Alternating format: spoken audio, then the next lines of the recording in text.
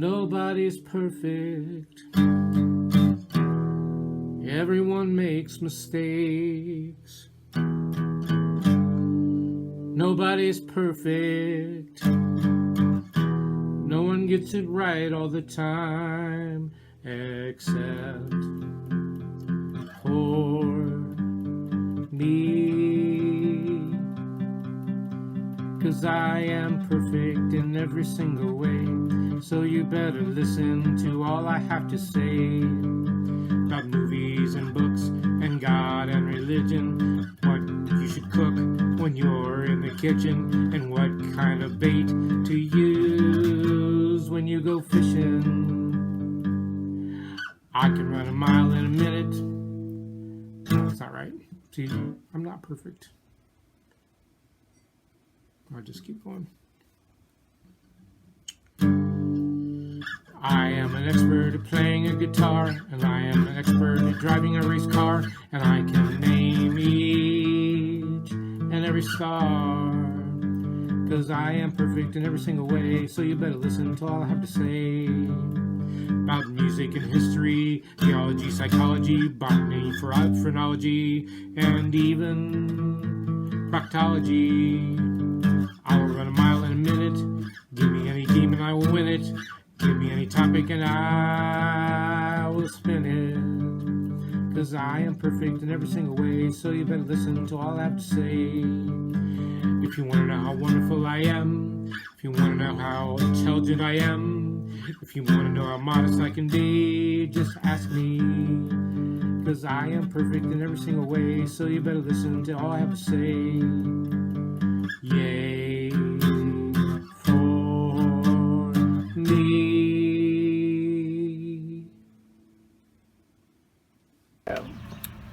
Good morning. We're the Unitarian Universalist Fellowship of Elkhart, a welcoming community encouraging religious freedom, nurturing individual spiritual and ethical growth, and celebrating diversity and promoting a just and sustainable world. My name is Ken Claiborne, and I'm a member of the board of this congregation. We're glad to have you join us for our service today. If you would like to know more about us, please visit our website at www.uufe.org. Thank you. Good morning and welcome to our service this morning. I am the Reverend Kevin DeBeck, and Reverend Amy has 1 weekend off per month for sermon prep. So this month, on the last Sunday of January, our theme is imagination.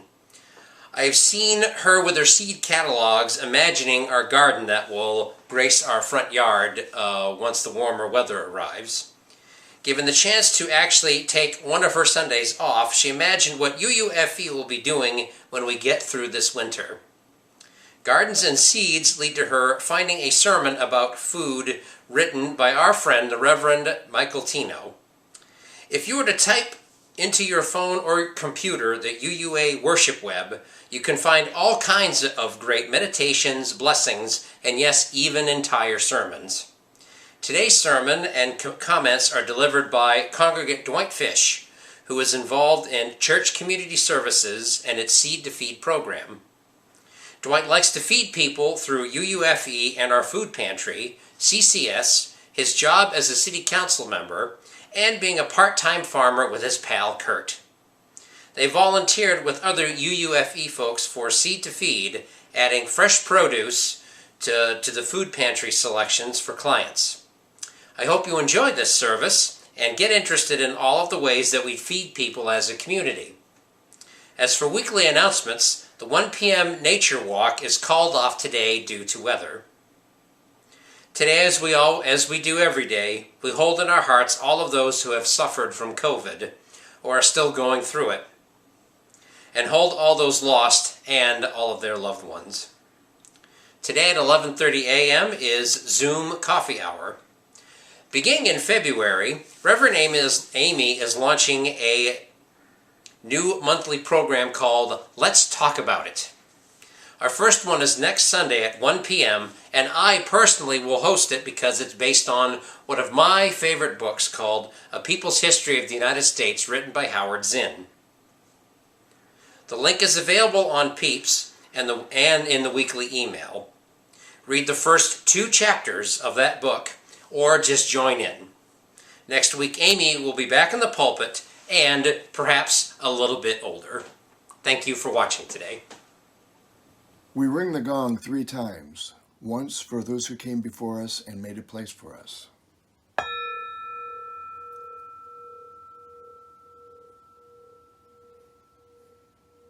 Once for those who are here now.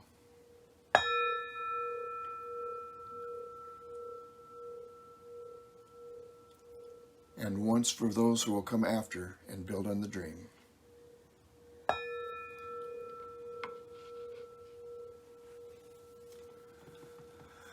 Let the light burn bright in your heart and in your intellect.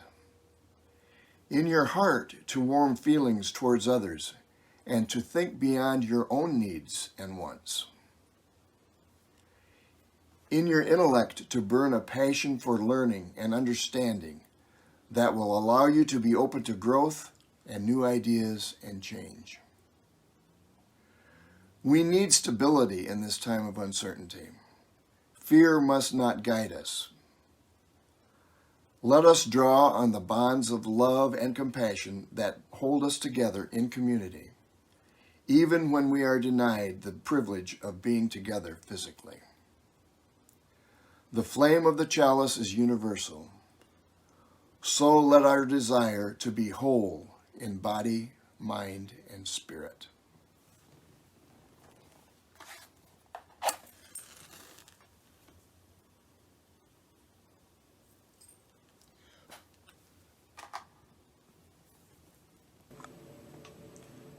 Love is the spirit of this church, and service is its law. To dwell together in peace, to seek the truth in love, and to help one another. This is our covenant.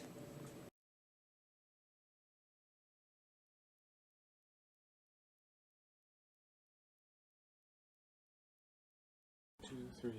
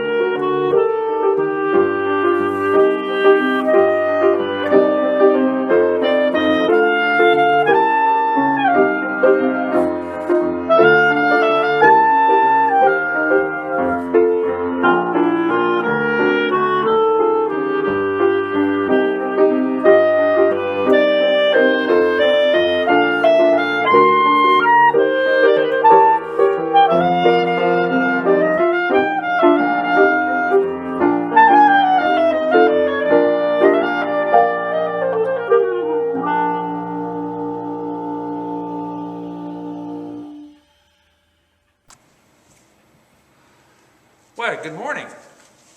Take my mask off here. We're still in COVID, and I want to encourage you to continue wearing your mask. It's the 29th of January, and we've got to social distance and wash our hands. So just a a reminder.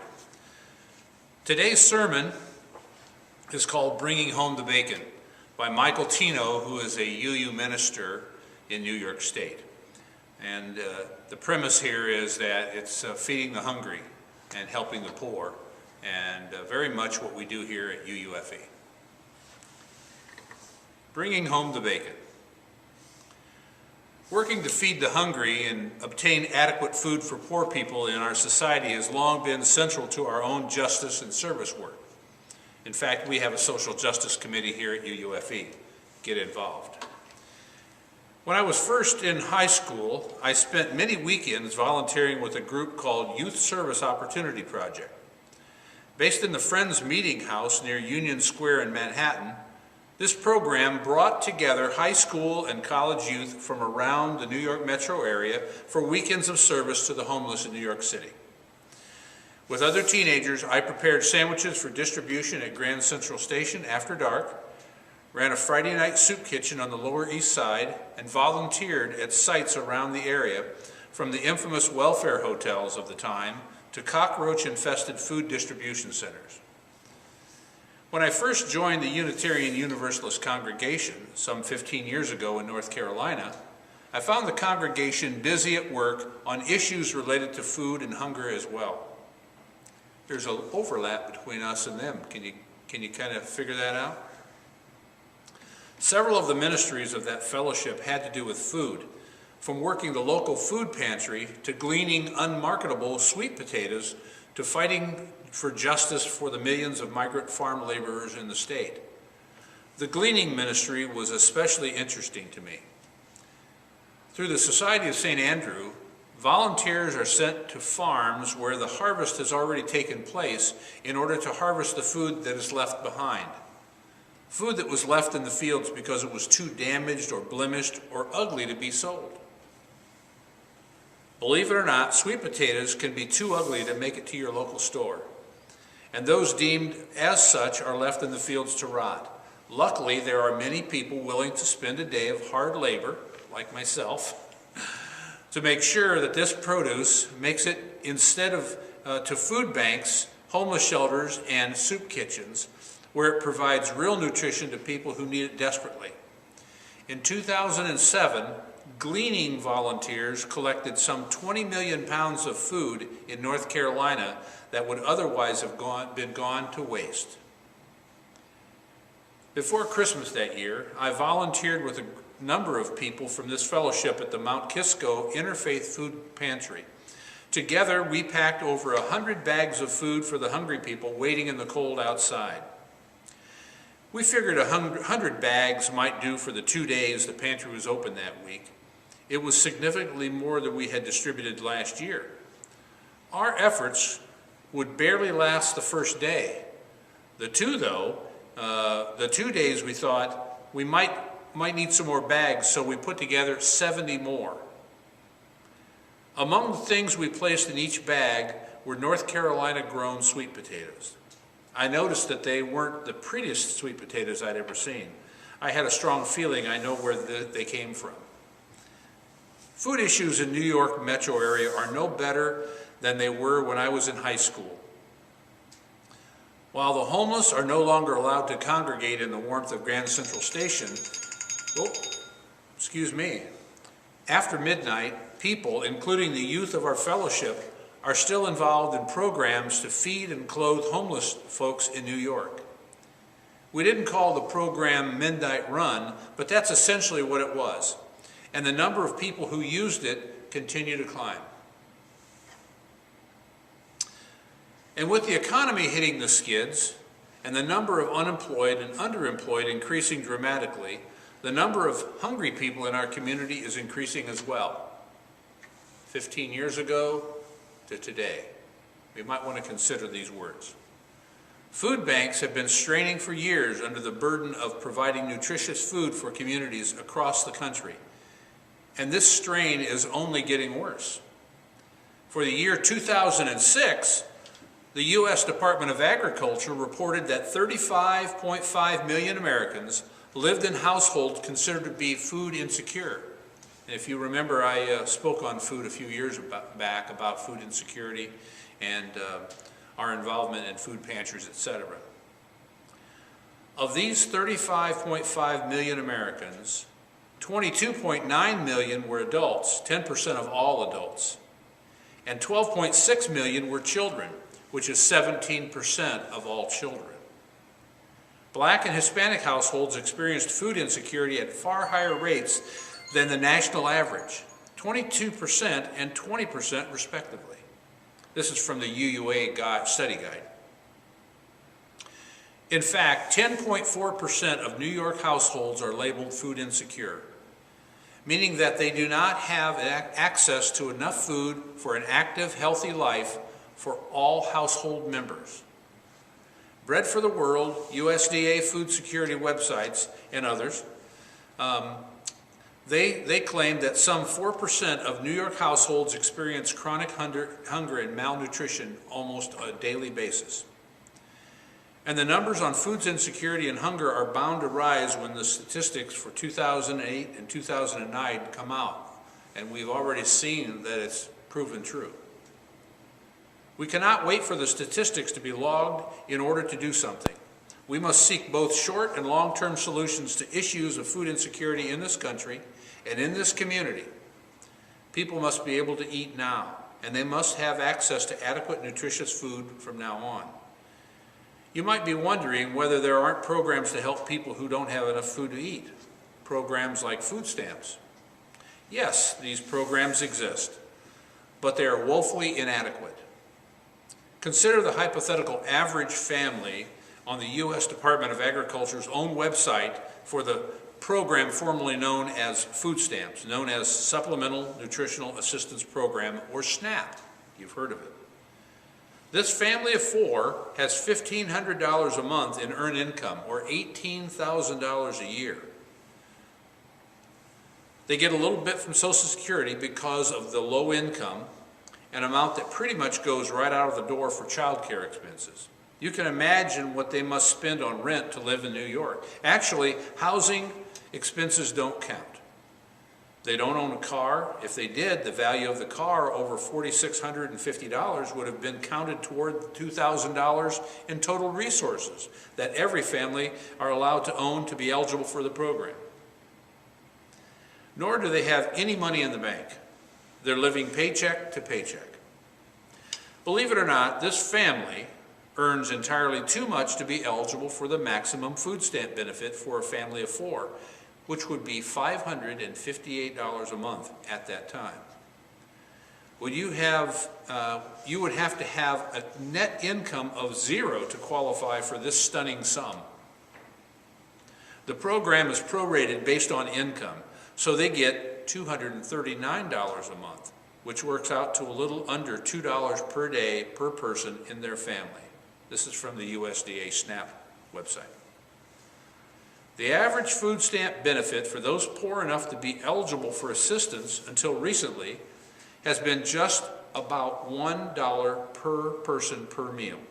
That's $3 a day, $21 a week. And the 2008 Farm Bill didn't raise the amounts by much. And we're nearing those numbers now. It hasn't been increasing in the decades since. This is from the Congressional Food Stamp Challenge website. When was the last time you had a meal that cost only $1 for all of the ingredients? The federal food stamp program is so inadequate that it has led many, including some members of Congress, to participate in what's called the Food Stamp Challenge, in which people try to live on food costing $21 a week. Almost uniformly, the people who have tried this challenge have found it difficult at the very least. Most have found it impossible to obtain adequate nutrition, even if they manage adequate calorie intake. Sarah Barr, a reporter for the Sentinel newspaper in Maryland, ended her article reflecting upon her challenge like this. I'm pretty confident I'll make it through the next 3 days. I still have after all, a half a dozen eggs, 3 apples, 1 yam, half a box of pasta, 1 quart of milk, 6 pieces of bread, 6 slices of cheese, a half a bag of ice, 4 packs of instant noodles, and half a jar of peanut butter. Like I said, I haven't been extremely hungry, and while I know the diet isn't nutritious, it's enough to keep me going. One more confession though. Saturday is my last day, and I plan to quit as soon as I can scarf down an early dinner. She's planning to scarf down an early dinner as soon as possible so that I could go out with my older brother for his birthday. I'm willing to bet drinks and dinner, take 2, are in order. The conclusion of my week spent on a food stamp diet will be a celebration. Hardly a realistic end. Food bank directors, like on that bar interviewed, report that usage of their services increases dramatically after the middle of the month when food stamp benefits begin to run out for many. Much of this data is from the Ryder Bar. For years, I have been interested in issues of hunger and food insecurity. I have understood issues of food and hunger as an indelible part of our own justice work, even if we are not the center of it. It was, therefore, with great interest that I participated in the voting for a new 4-year study action topic at last year's GA, which involved all UUA congregations. The winning choice was the one that got my vote, a proposal called Ethical Eating, Food and Environmental Justice. From now until 2012, UU congregations across our nation will engage in reflection and action on this topic, and I know it was one I would be very interested in participating. I feared, however, that ethical eating meant merely trying to convince everyone to be vegetarians. While I have a lot of respect for that point of view, and while I spent 8 years as a vegetarian for reasons having to do with environmentalism and world hunger, my years of work on food, hunger, and poverty issues had led me to know that there was more to the issue than that. I was not disappointed by the way in which the issue was taken up by our association. From the very beginning, it was recognized that there were many issues wrapped up in the topic of ethical eating. Economic security issues, issues of race, class, and oppression, and issues of trade, labor, and even climate change were being addressed. Environmental justice, including environmental racism, was seen as a related issue. I'd like you to start thinking about ways in which we can help implement sustainable solutions to food security issues in our own community. What are the long-term solutions that this community needs to help people have enough food to eat and food with adequate nutritional value? Together, this fellowship can make a huge difference in this community, and we do. And I hope you agree that this is an issue we can all work on. Blessed be. I'd also like to mention, some of you do know that we have a food box. It was a little library box to start with, but during this COVID, we've turned it into a food box, and it's been very active. I would encourage you to donate non-perishable items to our food pantry, which is in our gathering space, so we can continue to stock that. It's very actively used by local area, our neighbors and friends, and those people who are food insecure. So please help us donate and keep that box filled. Thanks.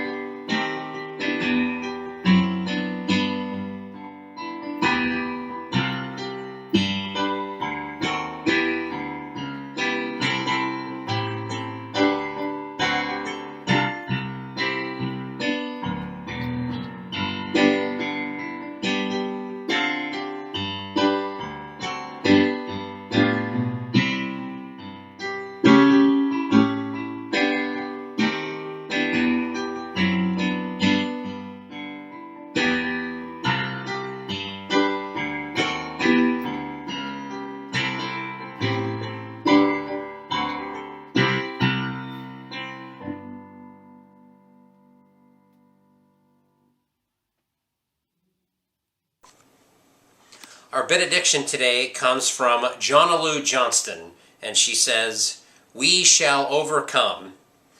When we can truly celebrate the diversity of contributions and talents offered by all people, we shall overcome hatred and prejudice and oppression.